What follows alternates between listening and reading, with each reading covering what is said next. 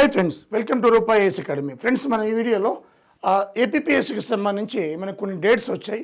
Pollution control board కానీ, అలాగే FRO కానీ, అలాగే గ్రూప్ 2 కూడా మనకి డేట్ వచ్చింది. కాబట్టి ఇది all complete examination, not only AP, Telangana.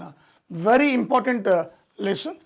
Environmental policy legislations ఇది చాలా ఇంపార్టెంట్. ఇటు రైల్వేస్లో కూడా ఉంది, CBT 2లో కూడా ఉంది, అన్నింటిలో కామన్ ఎగ్జామినేషన్ అన్నమాట ఇది.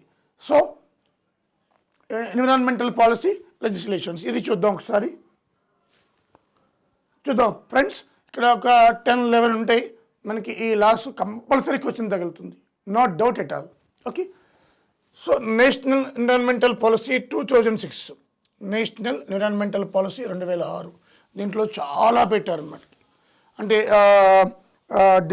డిగ్రేడేషన్ లేకుండా, డిజర్టిఫికేషన్ లేకుండా, క్లైమేట్ చేంజ్ మనకి ఏ విధంగా ప్రివెంట్ చేయాలి అన్నీ కూడా ఆల్ ఇంక్లూడింగ్ పొల్యూషన్తో సహా మనకి ఈ చట్టంలో పెట్టడం జరిగిందనమాట. నేషనల్ ఎన్విరాన్మెంటల్ పాలసీ 2006 తీసుకొచ్చారు. సో అప్పుడు మన్మోహన్ సింగ్ గారు అనమాట, మన్మోహన్ సింగ్ గారు గవర్నమెంట్ దీన్ని తీసుకొచ్చింది. తర్వాత ఎన్విరాన్మెంటల్ ప్రొటెక్షన్ యాక్ట్ 1986, ఇది బేస్ ఫర్ ఇండియా. ఈ యాక్ట్ ఆర్టికల్ 21 ఆధారంగా రాజ్యాంగంలో నేను పెట్టడం జరిగింది. ఈ యాక్ట్ ప్రకారమే ఈ యాక్ట్ ప్రకారమే నేషనల్ గ్రీన్ ట్రిబ్యునల్ ఢిల్లీలో పెట్టారు. 2010లో పెట్టారు. 2010లో NGT అంటాం, NGT నేషనల్ గ్రీన్ ట్రిబ్యునల్ పెట్టడం జరిగిందనమాట. Okay, this is the first environmental act whole part of the India.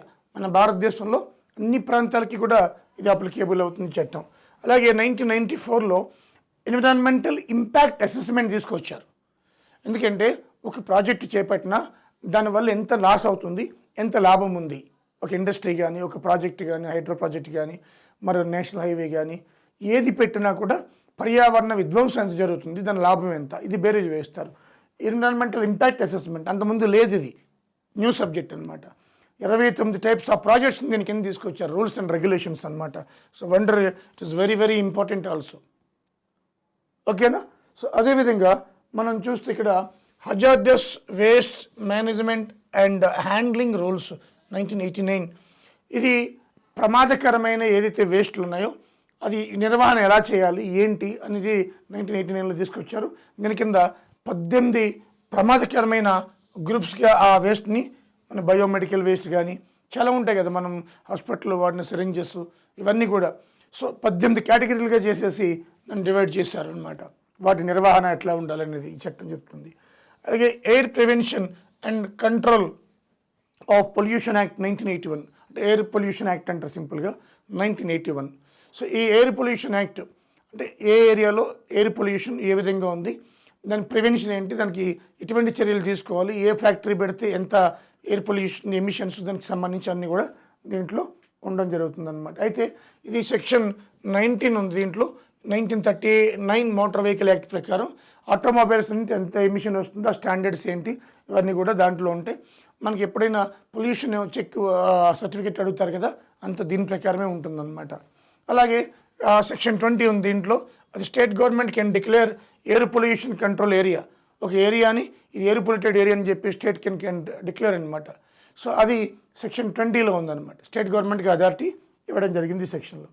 అలాగే water prevention and control of pollution act, అంటే వాటర్ పొల్యూషన్ యాక్ట్ అంటారు సింపుల్గా, 1974 అనమాట. సో అలాగే water prevention control of pollution cess act అంటే ఏంటి, వాటర్ పన్ను అనమాట. మనం వాటర్ ట్యాక్ బిల్ కడుతున్నాం కదా మీటర్లు పెట్టి, అంటే ఎవరైతే కన్స్యూమర్ ఉన్నారో ఆయన వాటర్ బిల్ కట్టాలన్నమాట. అది ఇండస్ట్రీస్ కానీ, కమ్యూనిటీ కానీ, ఇండివిజువల్స్ కానీ. మరి ఈ వాటర్ అది రూల్స్ ఏంటి, రెగ్యులేషన్స్ ఏంటి, 1977. అలాగే forest conservation act 1980, forest conservation act 1980. అలాగే మనకి municipal solid waste management and handling rules 2000. Municipal waste, ముఖ్యంగా పట్టణాల్లో, ఈ సిటీస్లో మున్సిపల్ వేస్ట్ దాన్ని ఎలా హ్యాండిల్ చేయాలి. సో ఆ మున్సిపల్ వేస్ట్ వల్ల చాలా డ్రైనేజ్ బ్లాక్ అవ్వడం, కొన్ని ప్రమాదాలు జరగడం ఇవన్నీ జరుగుతున్నాయి అన్నమాట. సో దానికి సంబంధించింది. Biomedical waste management and handling rules 1998, biomedical waste. So అదేవిధంగా మనం చూస్తే ఇక్కడ hazardous material management and handling transboundary movement rules 2008 ఇది ఎప్పుడో మనకి 1989లోనే వరల్డ్లో చేశారనమాట, ఐక్యరాజ్య సమితి ఆధ్వర్యంలో. బట్ ఇక్కడ ఇండియాలో 2008కి వచ్చిందనమాట. ఓకే, ఇవన్నీ కూడా చాలా ఇంపార్టెంట్. అలాగే ఇవే కాకుండా 1972లో మన వైల్డ్ లైఫ్ యాక్ట్ తీసుకొచ్చాము. 72లో స్టాక్ హోమ్ కన్వెన్షన్, అలాగే పర్యావరణం మీద ఫస్ట్ హ్యూమన్ అండ్ ఎన్విరాన్మెంట్ ఇక్కడే స్లోగన్ ఇచ్చారు. 87లో మాంట్రియల్ ప్రోటోకాల్ కెనడా, ఓజోన్ మీద డిప్లేషన్ కాకుండా చూసుకోవడం. 97లో Kyoto protocol Japan, green house emissions సంబంధించి అనమాట. ఇవే కాకుండా ఇంకా నగయా ప్రోటోకాల్ అని, యొకోహామా ప్రోటోకాల్ అని, సెందాయ్ ఫ్రేమ్వర్క్ అంటాం. 2015లో సెందాయ్ ఫ్రేమ్వర్క్ తీసుకొచ్చారు. ఇది లేటెస్ట్ సెందాయ్. ఇది మనకి జపాన్లో తీసుకొచ్చారనమాట. జపాన్ సెందాయ్ అంటే జపాన్లో ఉంది. ఇది డిజాస్టర్ మేనేజ్మెంట్కి సంబంధించి క్లైమేట్ చేంజ్ అని, రెండు, climate change and disaster risk reduction అనమాట. డిజాస్టర్ రిస్క్ రిడక్షన్, డిఆర్ఆర్ అంటాం. ఈ రెండింటికి సంబంధించి ఈ ఫ్రేమ్వర్క్స్ అనమాట. ఇవి కూడా చట్టాలు లాంటివి. బట్ ఇవి చాలా ఇంపార్టెంట్ మన ఎగ్జామ్ పాయింట్ ఆఫ్ వ్యూలో. మీరు ఎఫ్ఆర్ఓ రాసుకున్నా, లేకపోతే ఏ ఎగ్జామ్ రాసుకున్నా, ఏపీఎస్సీ గ్రూప్ 2 రాసుకున్నా చాలా ఇంపార్టెంట్ ఫ్రెండ్స్. ఓకే, సో ఇవి మనకి ఈ స్లైడ్ కానీ ఇంతమంది చెప్పిన 10-11 యాక్ట్స్ కానీ ఏ ఎగ్జామ్కి వెళ్ళినా కామన్. మన టీజీపీఎస్సీలో కూడా కామన్గా ఇచ్చాడు క్వశ్చన్స్ అనమాట. Okay, thank you friends, thank you very much.